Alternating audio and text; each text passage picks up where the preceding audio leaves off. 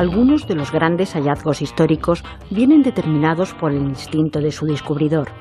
Si bien es cierto que la mayoría son fruto de la investigación y el esfuerzo, existen relevantes aportaciones a la humanidad derivadas de presentimientos, de astucia y en ocasiones de la casualidad. Una mezcla de todas ellas confluyeron en la pareja de antropólogos Louis y Mary Leakey, quienes gracias a sus conocimientos, dotes investigadoras y perseverancia revolucionaron lo que hasta ese momento se creía sobre la evolución humana. La pareja excavaba desde hacía décadas en una prometedora y remota zona del norte de Tanzania. Mary se encontraba trabajando en el lecho 1, en un yacimiento denominado Frida Leakey Korongo, acompañada de sus inseparables perros dálmatas, a los que usaba para advertir la presencia de felinos en las inmediaciones, cuando empezó a vislumbrar las primeras piezas dentarias de su humano Thing, como es conocido. En realidad, era un parántropo, pero eso poco importaba. La garganta de Olduvai iniciaba así su camino para convertirse en la cuna de la humanidad. Y eso fue el principio. De los sedimentos de aquella garganta al norte de Tanzania siguieron apareciendo incontables herramientas líticas, restos de fauna y homínidos, como el primer resto descubierto de Homo habilis, el primer humano, o en 2015 el hallazgo de una falange de un homínido de 1,8 millones de años que confirma la convivencia de Homo habilis, parántropo y una especie humana de mayor tamaño.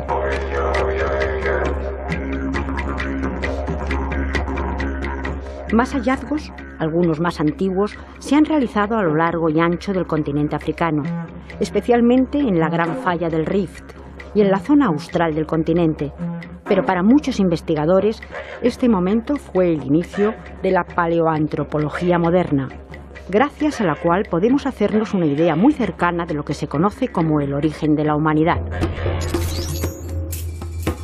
Para encontrar los primeros restos del género humano, debemos remontarnos a hace unos 2,8 millones de años. Sin embargo, no fue el inicio del camino hacia la humanidad. Este hay que retrotraerlo hasta aproximadamente 6 millones de años, cuando comienza la principal adaptación de un grupo de primates, el bipedismo. En estos momentos, los primates tienen que adaptarse al cambio del bosque tropical por la sabana en el este de África, porque la formación del rift no deja pasar las precipitaciones del Océano Índico. Numerosas son las especies de primates no humanas que son bípedas. Ardipithecus ramidus, Orrorintugenensis, Sahelanthropus chadensis, los Australopithecus y los parántropos. Algunas especies de estos dos últimos géneros fueron coetáneas de los primeros Homo. Son seres completamente bípedos, de estatura inferior al 1,5 metros en algunas especies y con un desarrollo de la dentición posterior frente a la anterior. Los parántropos o Australopithecus robustos son un género que incluyen las especies Robustus, Boisei y Aethipithecus, las cuales poseen unas características muy específicas y especiales. Estos Australopithecus se caracterizan por tener muchas superestructuras en el cráneo y por tener una dentición muy diferente al del resto de los Australopithecus. Por ejemplo, este que tenemos aquí, el de Olduvai 5, este es un joven.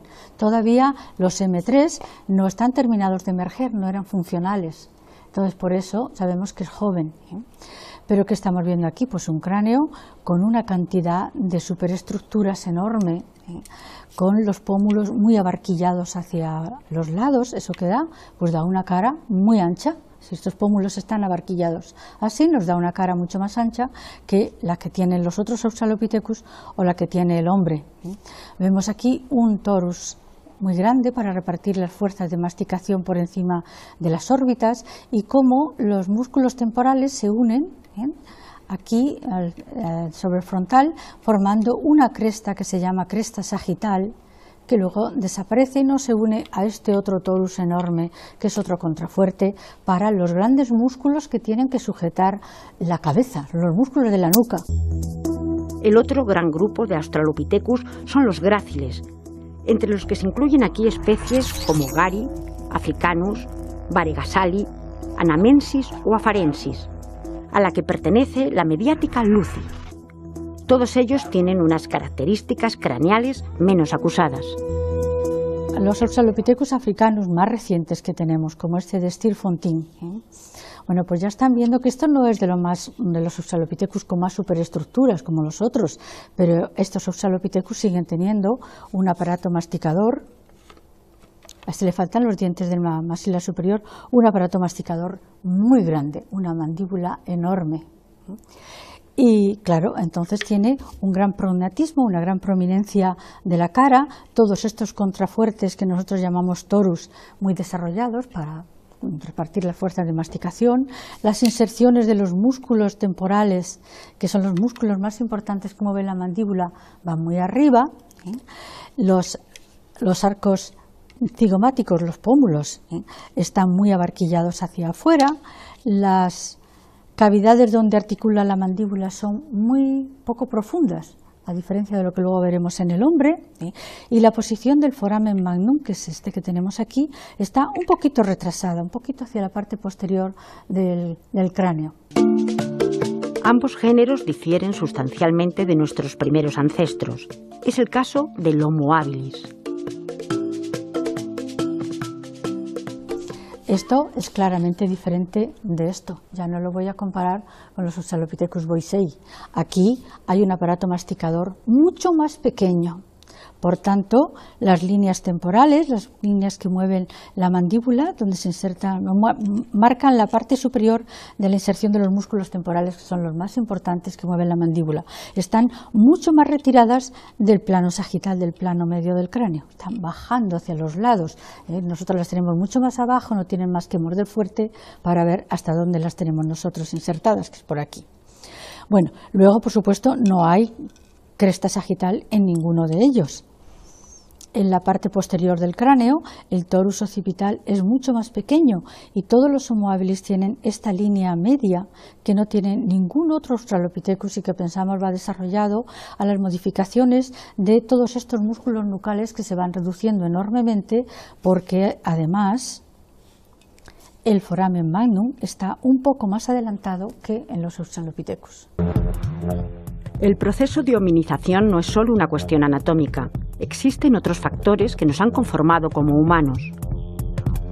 Somos unos simios, unos primates que salimos de la selva a la sabana, no a las sabanas actuales, sabanas secas, sino a unas sabanas relativamente húmedas. Nos hicimos bípedos, es decir, nos alzamos, adquirimos esto que llamamos la bipedestación, liberamos nuestras manos, esto nos permitió transportar objetos y a su vez construimos herramientas, utensilios con los cuales poder acceder a las carcasas de los animales y por lo tanto poder consumir carne. Esto es lo que realmente nos ha hecho ser lo que somos, humanos. En los primeros momentos de la humanidad, el ser humano vivía en las sabanas africanas.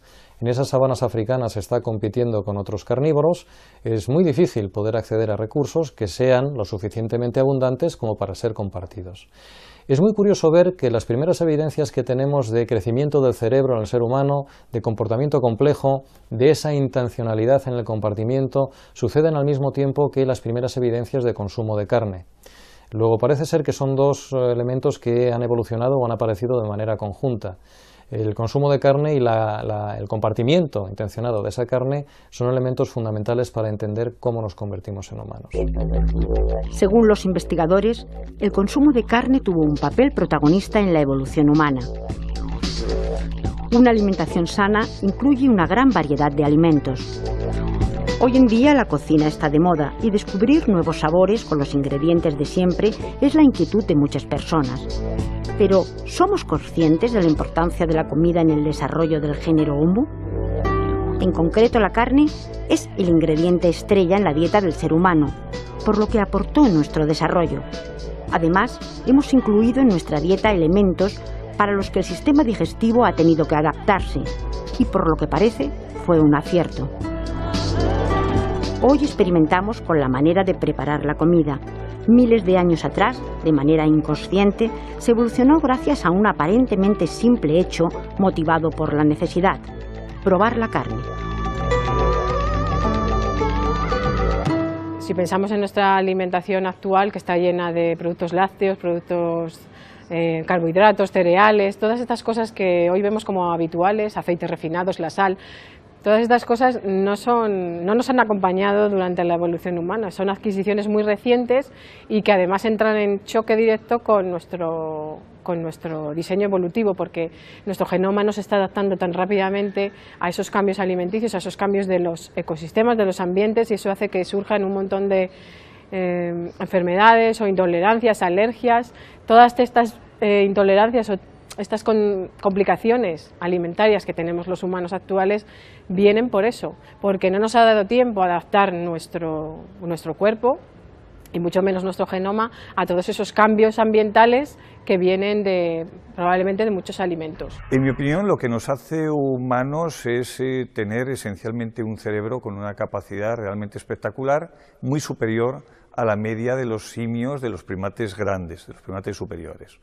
Pero ¿qué es lo que nos hace que, a su vez, que tengamos un cerebro con esta capacidad? Sin ninguna duda, el consumo de carne, que es algo que es lo único que nos distingue del resto de los grandes simios.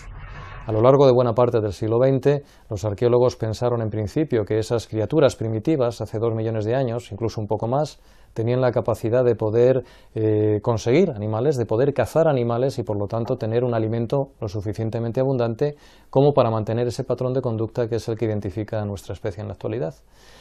A lo largo de la década de los 80 luego surgieron las modas académicas de que la caza pues no estaba justificada de un modo científico, de que la caza se había manipulado con fines políticos, como idea de que el ser humano era agresivo por naturaleza, y surgió la hipótesis del carroñeo, de que esas primeras criaturas eran carroñeras. Si uno carroñea en una sabana, el recurso que obtiene el alimento que obtiene es insuficiente para ser compartido. Los restos fósiles encontrados por todo el mundo, en especial en la Gran Falla del Rift y en el África Austral, nos demuestran el camino que ha seguido el género Homo hasta llegar a nuestros días, donde el cráneo, el sistema digestivo y en especial el rostro han tenido un especial desarrollo. Nuestro sistema digestivo también se lleva una buena parte de nuestro presupuesto energético y digamos que si pensamos en un herbívoro, sabemos que tienen unos enormes tractos digestivos en un herbívoro y eso cuesta muchísimo mantener, pero por ejemplo un carnívoro el sistema digestivo está muchísimo más acortado. Entonces, ¿qué pasa con Homo? Pues Homo realmente ha tenido ahí un compromiso de diseño, digamos, entre favorecer ese sistema tan importante como es el cerebro para mantenerlo y acortar el sistema digestivo. Acortando el sistema digestivo ya no se requiere tanta energía para mantener esa fisiología del tracto digestivo y hemos podido, digamos, mantener el sistema que más importaba en ese momento, que era todo el sistema cerebral. Podemos asegurar que África es el lugar de donde venimos. Los paleoantropólogos, arqueólogos y entre ellos los tafónomos, usando técnicas específicas de estudio y basándose en sus conocimientos e incluso en la lógica más aplastante, son capaces de mostrarnos los secretos que el paso del tiempo y la evolución han enterrado y fosilizado. Un campo de la arqueología, que se llama la tafonomía, en los últimos 30 años ha sido capaz de poder sacar información a estos huesos y a estas piedras y poder ver que en realidad cuando estudiamos ahora mismo un hueso, el hueso que tenía carne ha sido manipulado con herramientas líticas por esas criaturas y en esa manipulación nos han dejado marcas sobre la superficie de esos huesos. Esas marcas son diferentes en función de que esos homínidos hubieran accedido a un animal que está completo con toda la carne o que hayan accedido a los despojos que ha dejado un carnívoro. Nosotros, los tafónomos, entendemos cuando vemos esas marcas en los huesos si se han generado mediante un acceso primario o un acceso secundario.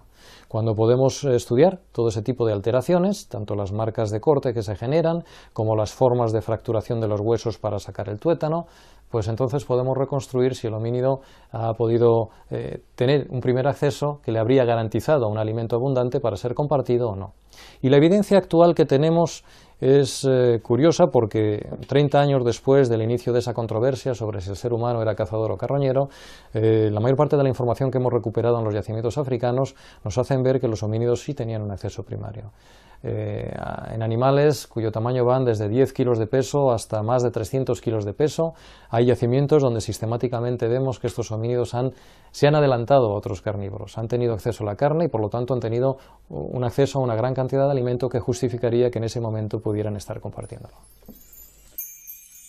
es inevitable observar grupos de primates e interpretar que ellos, nuestros primos lejanos, al igual que el ser humano, poseen patrones culturales de comportamiento. En concreto, para los chimpancés, y gracias a la ecología conductual comparativa, se ha comprobado que algunos de los aspectos de su conducta tienen un origen cultural y son específicos de su grupo frente a otros que carecen de él. Sin embargo, ese tipo de conductas que los individuos aprenden en el seno de su grupo no son innatas. En lo que se refiere estrictamente a la cultura material, a la utilización de herramientas, los mismos chimpancés emplean un repertorio de herramientas que se han inventado y se han utilizado dentro de un grupo cultural. Cada uno de ellos tiene su kit de herramientas.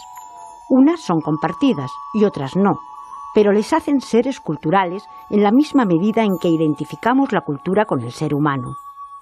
Entonces, ¿qué nos diferencia a los seres humanos de otros primates como los chimpancés? ¿Qué nos diferencia de los demás? Los chimpancés disponen de cultura material, sin embargo es verdad que esa cultura material no es imprescindible para su supervivencia. Lo que sabemos hasta ahora es que esa cultura material lo que le hace es facilitarles el acceso a determinados recursos, pero existen grupos de chimpancés que no tienen esos elementos y por lo tanto sobreviven en los medios en los que están. El ser humano, en contraste, es un primate que se ha adaptado o se ha habituado en exceso al uso de herramientas. Al ser humano, si se le quitan las herramientas, no es adaptable. Luego son elementos fundamentales para su supervivencia.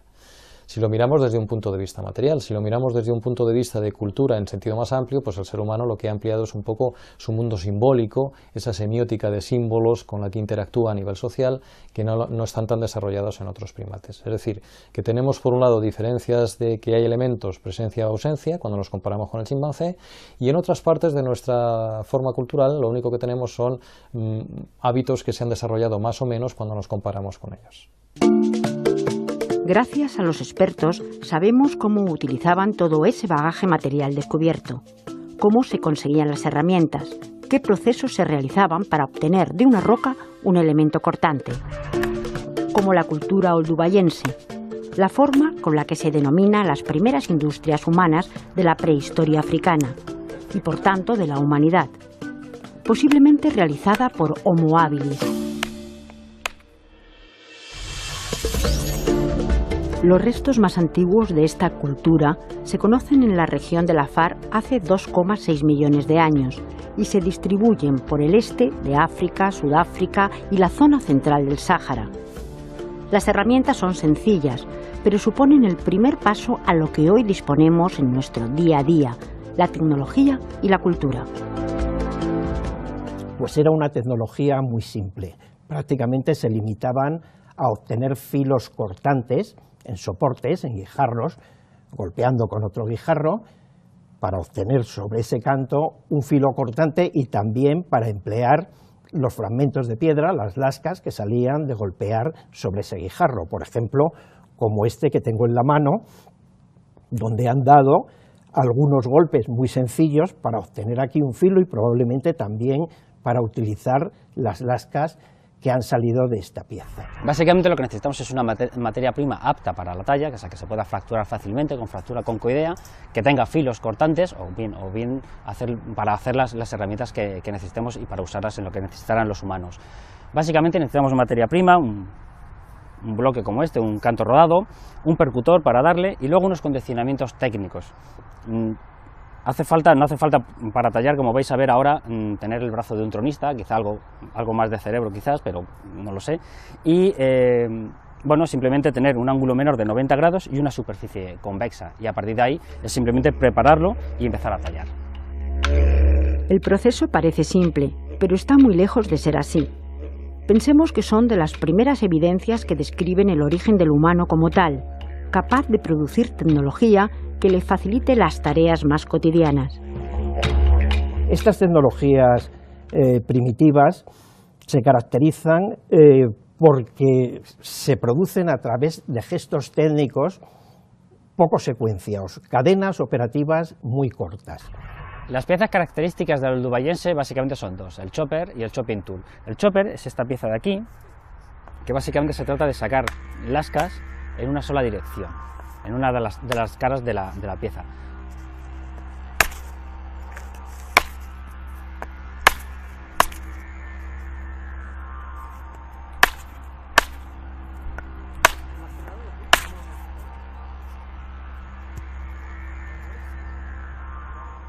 Por el contrario, el chopping tool sería más o menos los mismos gestos técnicos, son secuencias muy cortas, pero en los dos lados, de manera bifacial, es decir, damos golpes en una dirección y en la contraria, para generar en ambos casos filos de trabajo.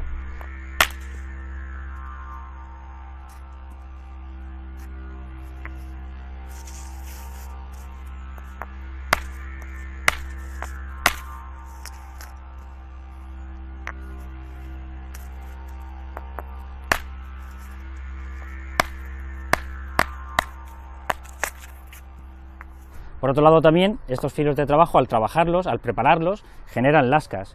Pero estas lascas también pueden ser utilizadas para realizar instrumentos. La prehistoria es una ciencia en evolución gracias a las hipótesis de los investigadores y los hallazgos arqueológicos. En 2015, Nature publicó un artículo sobre una industria lítica de 3,3 millones de años en Lomekwi, en el suroeste del lago Turkana, en Kenia. Esta industria, diferente al oldubayense, presenta características que la pueden convertir en el nexo de unión entre esta y las piezas líticas usadas por algunos grupos de chimpancés para romper cáscaras.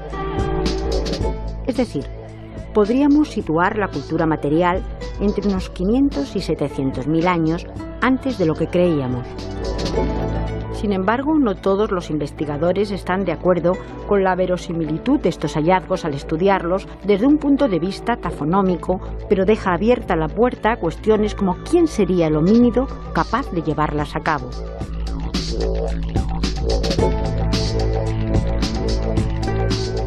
Año tras año, estudio tras estudio y publicación tras publicación, descubrimos nuevos datos sobre nuestros antecesores. Y lo que es más importante, sobre el origen de la humanidad, de los factores que nos convirtieron en humanos. En una cima de Rising Star Cave, en Sudáfrica, se descubrieron en 2015 más de 1.500 restos fósiles correspondientes a 15 individuos de una nueva especie humana, Homo naledi. Aunque no hay dataciones para el hallazgo, los responsables lo ubican entre Australopithecus y Homo habilis, hace más de 2 millones de años.